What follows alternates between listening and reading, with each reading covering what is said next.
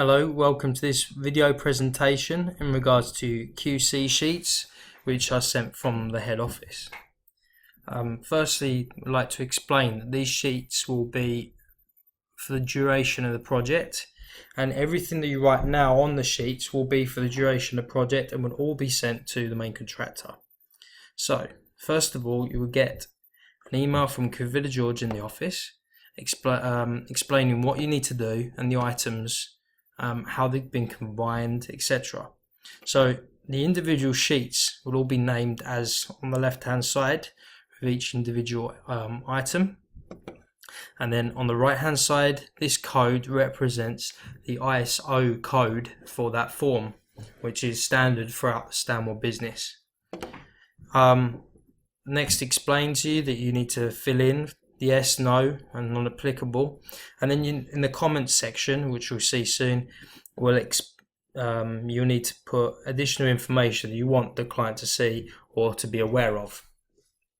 So first of all, we need to go into the attachment which is on the email and then click save, and you click on desktop and save that. You don't need to change anything on here. Click save. And then close down your emails, and then you'll find on the desktop somewhere on here it will have that exact file. Generally it will be the last file of the lot. So you open up that file. It will normally come up with this sheet. If it doesn't, then find it down here. It'll be called Project QC Index. Then looking down the information that you find here, it will tell you the job code, job name, client name, and then the blocks it's referencing. This information you don't really need to worry too much about. This is very important. You must make sure it's correct. If it's not correct, then contact George and they'll be corrected. So here are all those sheets that we were talking about earlier.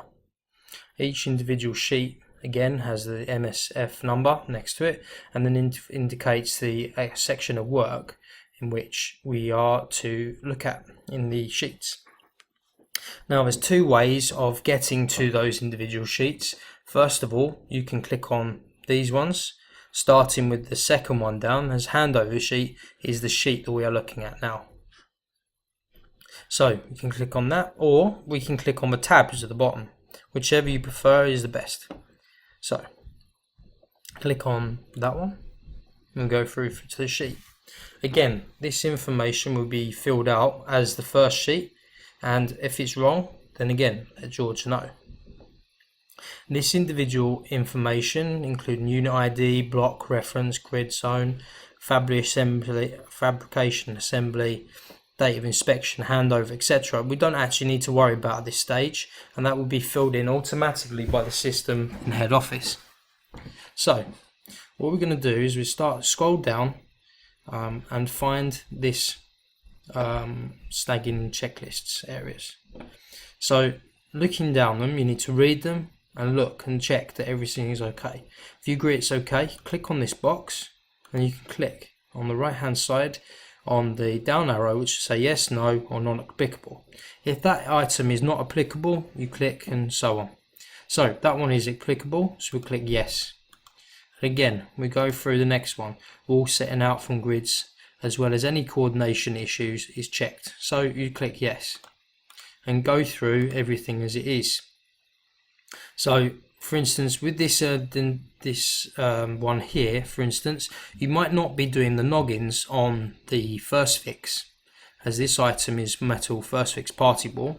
So what you would do is you would click yes, but then right on the right hand side, the comments. So please note, noggins are not completed at this stage. That's okay, but do not change anything in these items in here, because this is a standard form as we discussed earlier as part of our ISO system. So therefore write any notes on the right hand side. Again, if that changes and in the future you need to tell George as well. So go through each individual item and you click yes or no or whatever it may be in regards to your site specifics. I'm not checking these, just putting them in just to show. You can scroll up and down just in case with this one here by clicking on the side, or you can use the roller on the mouse if you have one. Then once you've finished that individual sheet, come down to the bottom and write the name. So for instance this one, Dean Marsh. So go in the box. Again, the signature, if you want a signature in there, you can speak to George, or you can just change it yourself and just write wherever it may be. The date you need to leave blank, which is acceptable. And the client's agent, is in the site manager, project manager, whoever has been written down as the email contact, which we discussed later, will be input into these boxes. So that's the first sheet. On this particular project we have quite a few different sheets, so you need to scroll along the bottom and go through each individual sheet and completing the same process as we've already discussed. Once you got to the end sheet, you'll see there will be a grey area next to it. So here it shows you the grey area, which means all the sheets have been completed. Once you've done that, and after every sheet, if you wish, click save. So now we've inputted all the information and made sure it's all correct. What do we do now?